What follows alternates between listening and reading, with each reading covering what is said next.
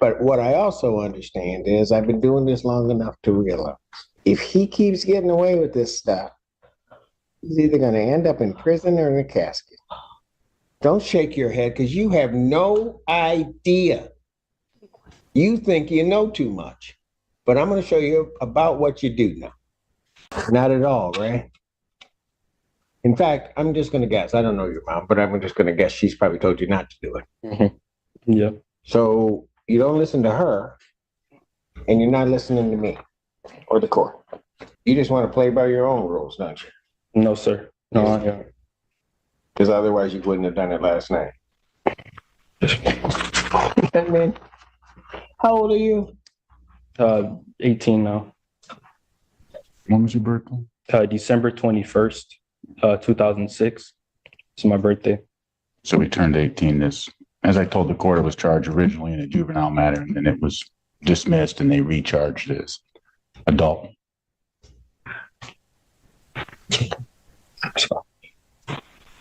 You understand, young man, that you are facing a life offense. Yes, sir. Yes, Your Honor. You understand that? Yes, Your Honor. And it's taken a lot for me to realize what position I am in, and I don't think you get it.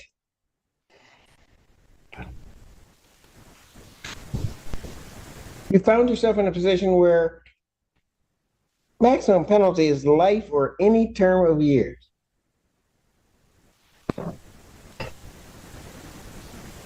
Have you graduated high school? No, sir. No, you haven't even graduated high school and you're facing a life offense. And then somebody just gives you some simple rules to follow, some simple things not to do. And you can't do that. You can't follow your mother's rules. You can't follow the court's rules. You can't follow any rules. So you tell me why, if you're just going to throw away your life, why I shouldn't just lock you up right now? No. You tell me why. Improving, sir. And Improving how? You're smoking last night. Tell me how that's an improvement.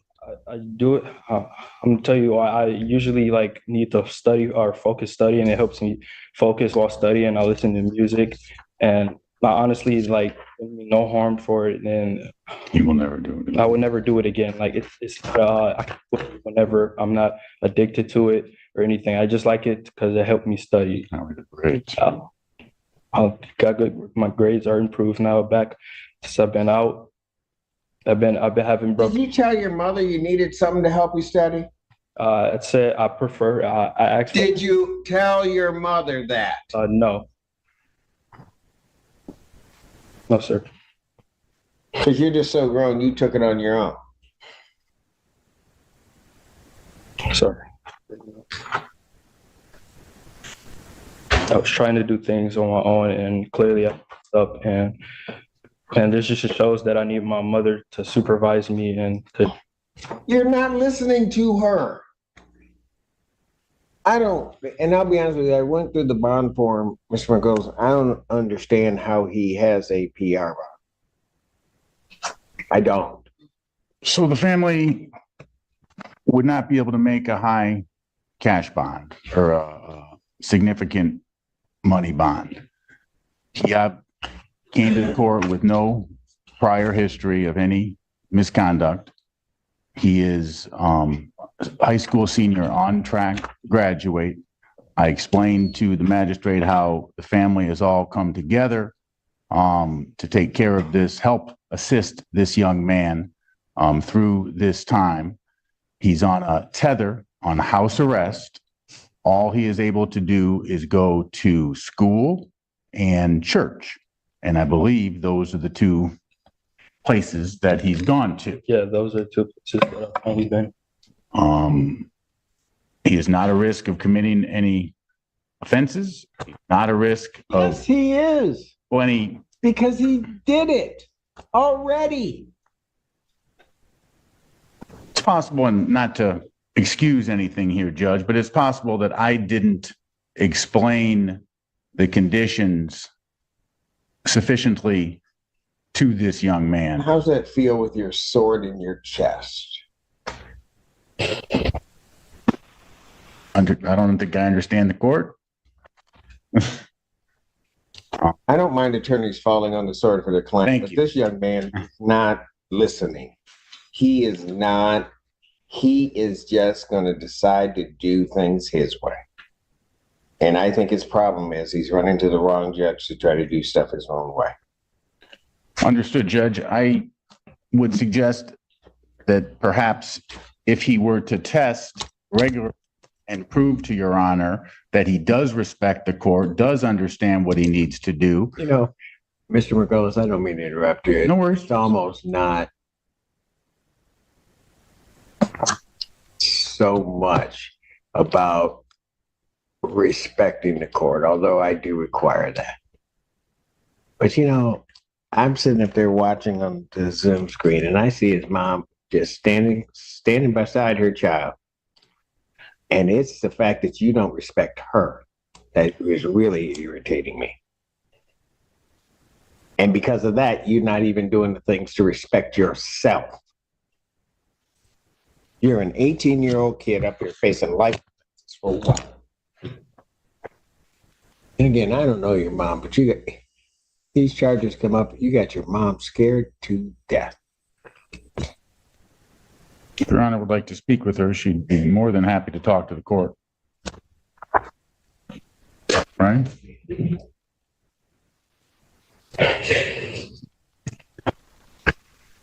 I'll tell you what, I'll hear from mom on my name.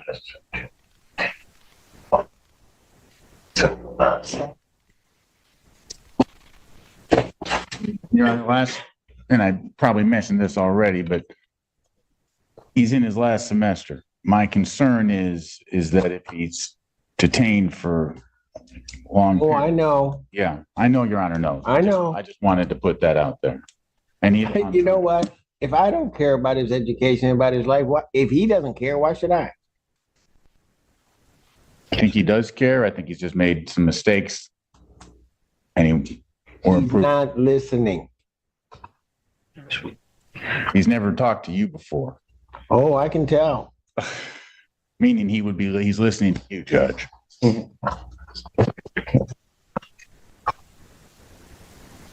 Mom, is there anything you want to say? I know this is not.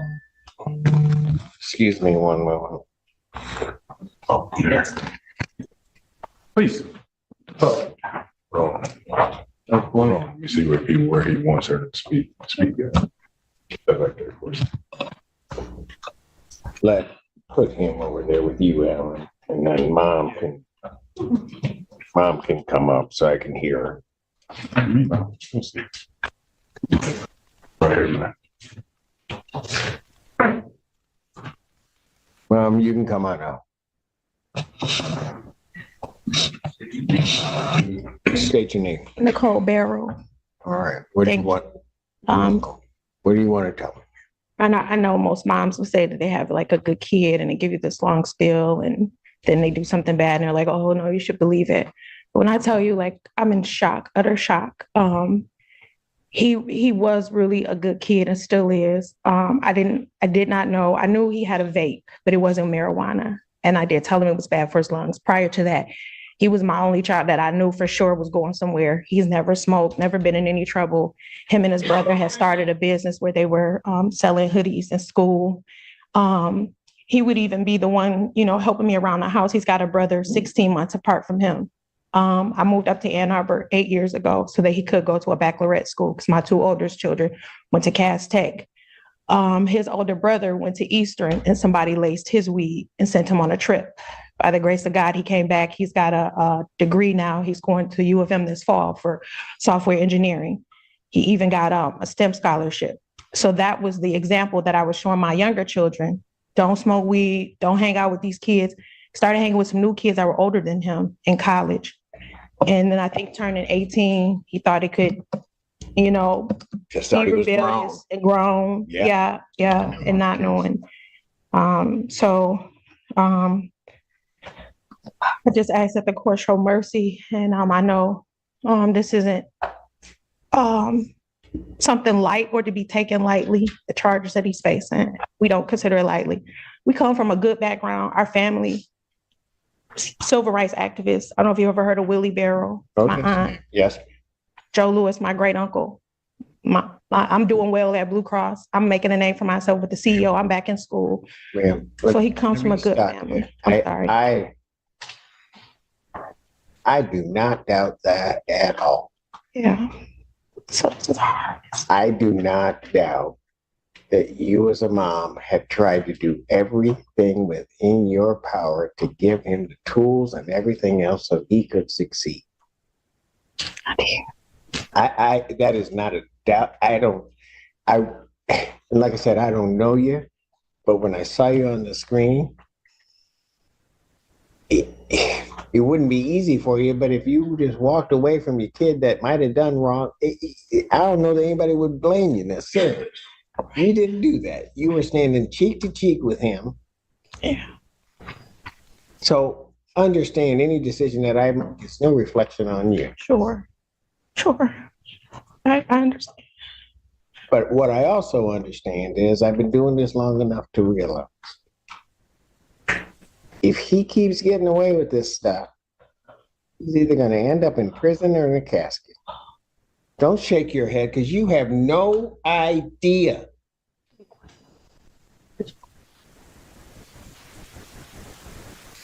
You think you know too much, but I'm going to show you about what you do know. Mom, is there anything else you want to tell me? He thought marijuana was legal and he could do that. And then they didn't tell us the probation. I know it's wrong, but they didn't give us restrictions or say anything to him. And I think he didn't know it because that's what he said coming in. I know it's not helpful. I got you. I thank you for allowing me. His bond conditions are what his bond conditions are. I understand they may not have told him, but you told him. Yeah, He knew. I did tell him. And I just asked if you do makeup on, can you make it affordable for me? It's just me. And then I've been missing work already. I've missed almost a month. They're on me. I got to go meet with my HR on Monday about my job. This is so hard. And I told him I was only messing up at work because of this. I thought I could handle it. Okay. I'm sorry. No, I'm do so not sorry. apologize. I'm so sorry.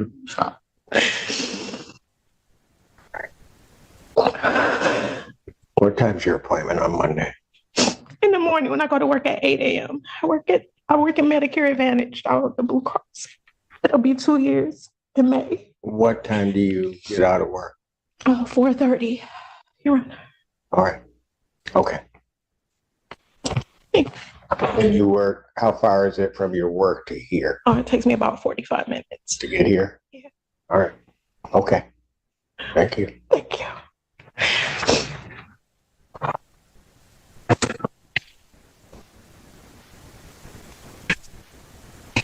Anything else from either side before I do what I'm going to do? Your Honor, the people's original request was for $25,000. That was before the people were aware of the new violation with the marijuana. This time, people will be requesting refunded for the violation. I know the court indicated that I'd gone through the bond request form. I know my colleague did a fantastic job outlining all the facts. I did just want to again emphasize the severe injuries and assault that occurred on one of the victims here with the broken nose, chipped tooth. She was bitten in her hand and she was trying to fight the defendant for control of the car keys. I think remand is appropriate at this time.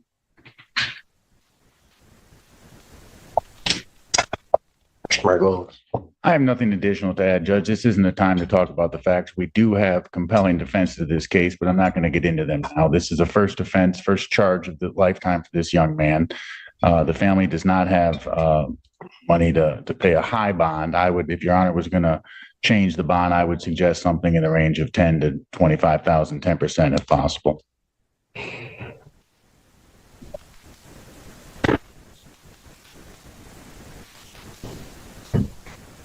But if I make it higher than that, then family doesn't have it. And then he doesn't graduate. Correct. And everything's a mess. Correct. Strong.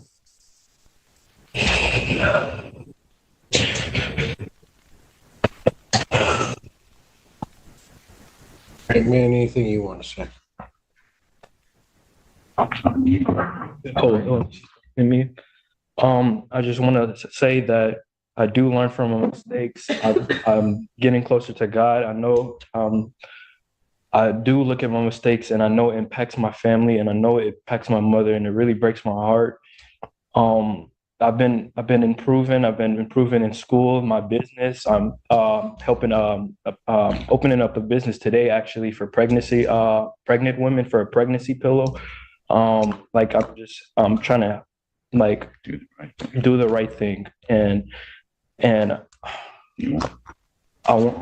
won't smoke again. That's no problem for me to not smoke again. I won't like. Other than that, like I've been following my probation rules. I've been texting my probation officer. Have not committed any other violations. I've been going to school on time, and I really apologize to the court. I'm sorry. I apologize to you. And that's it.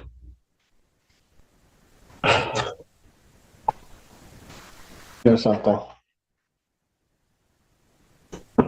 So I'm sitting there listening to your mother, and man, understand something. You will never, ever possess the right to break her heart. You just don't have that right.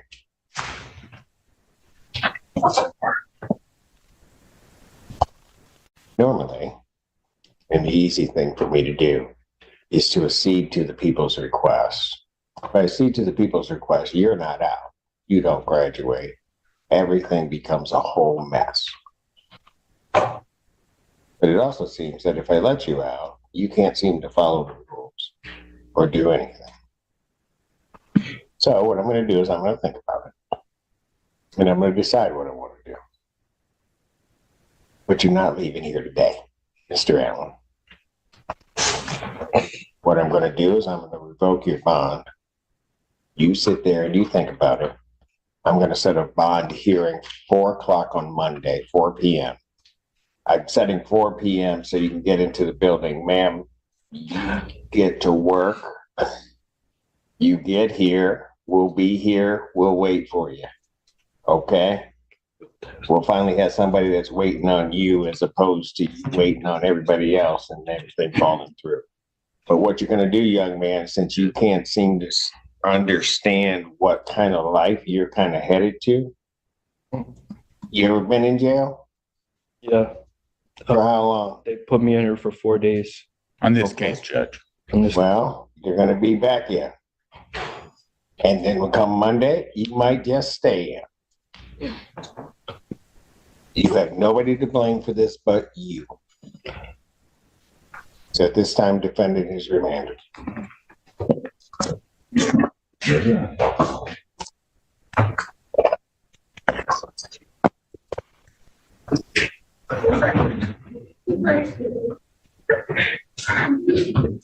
We'll see you on Monday. All right, guys, that brings us to the end of today's case. And honestly, this one feels a little different, because what we just watched wasn't some career criminal standing before the court acting like he had nothing to lose. This was an 18-year-old kid still in high school, standing just moments away from putting his entire future at risk over decisions that probably didn't seem like a big deal in the moment. And that's exactly what made this hearing so intense. You could hear it in the judge's voice. This wasn't simply anger. It was frustration mixed with concern. A judge who has clearly watched this same story unfold far too many times, seeing another young person slowly move toward a future they don't fully understand yet. Because when the judge said, if he keeps getting away with this stuff, he'll end up in prison or in a casket, that wasn't courtroom theatrics. That was real-life experience speaking. But let's be honest for a second. The moment that really shifted the entire atmosphere in that courtroom was hearing his mom speak. You could literally feel the heartbreak in her voice. A mother standing beside her son, defending him, fighting for him, even while admitting she was disappointed and afraid. And whether you agree with the judge's decision or not, I think one thing became painfully obvious here. This wasn't simply about violating bond conditions anymore. This became about accountability, about whether this young man finally understands what's truly at stake before it's too late. Because life doesn't always provide unlimited second chances, especially when you're facing charges this serious. Now, here's the question I want you guys to answer in the comments. Do you think the judge made the right decision by revoking his bond and giving him time to think in jail until Monday, or should this have been handled differently, considering his age, school, and family situation? I genuinely want to hear your thoughts on this one because I can already tell opinions are going to be all over the place. And if you enjoyed today's breakdown and want more real courtroom cases, shocking judge moments, and legal chaos caught on camera, make sure you hit that like button, subscribe, and turn on notifications so you never miss the next case. Trust me, if today proved anything, it's that one bad decision can change everything.